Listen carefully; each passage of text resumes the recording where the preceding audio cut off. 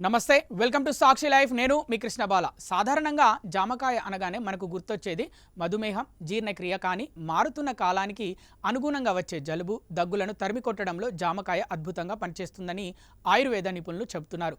ముఖ్యంగా జామను నేరుగా తినడం కంటే కాల్చి తీసుకోవడం వల్ల శ్వాసకోశ సమస్యల నుంచి ఉపశమనం లభిస్తుందని వారు సూచిస్తున్నారు. సాధారణంగా జలుబు చేసినప్పుడు జామకాయ తింటే కఫం పెరుగుతుందని చాలామంది భయపడతారు. అయితే జామకాయను నిప్పులపై కాల్చి తినడం వల్ల ఫలితం పూర్తిగా భిన్నంగా ఉంటుంది.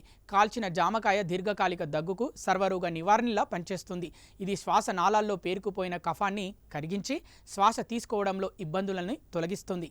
శరీరంలో హిస్టమిన్ స్థాయిలు పెరగడం వల్ల వచ్చే అలర్జీలను ఇది అదుపు చేస్తుంది. మారుతున్న వాతావరణం వల్ల వచ్చే ఫ్లూ జ్వరాలను అడ్డుకుంటుంది. కాల్చిన జామ ముక్కలపై కొద్దిగా నల్ల ఉప్పు చల్లుకొని తింటే రుచితో పాటు ఔషధ గుణాలు మెరుగుపడతాయి. జామకాయలోని పీచు పదార్థం పేగుల ఆరోగ్యాన్ని మెరుగుపరుస్తుంది. ఒక మధ్యస్థ జామకాయలో 5 నుంచి 6 గ్రాముల ఫైబర్ ఉంటుంది. ఇది మలబద్ధకం సమస్యను నివారిస్తుంది. కాల్చిన జామకాయ సారం కడుపులోని ఆమ్ల గుణాన్ని తగ్గించి కడుపు ఉబ్బరం, గ్యాస్ నొప్పిని తగ్గిస్తుంది. షుగర్ నియంత్రణ దీనికి గ్లైసెమిక్ ఇండెక్స్ చాలా తక్కువ కాబట్టి రక్తంలో చక్కెర స్థాయిలు అకస్మాత్తుగా పెరగవు. నారింజ కంటే జామలో విటమిన్ సి అధికంగా ఉంటుంది. ఇది శరీర రోగ నిరోధక వ్యవస్థను బలోపేతం చేస్తుంది. కాలేయం విషయంలో 3 అపోహలు, వాటి వెనుక ఉన్న వాస్తవాలు.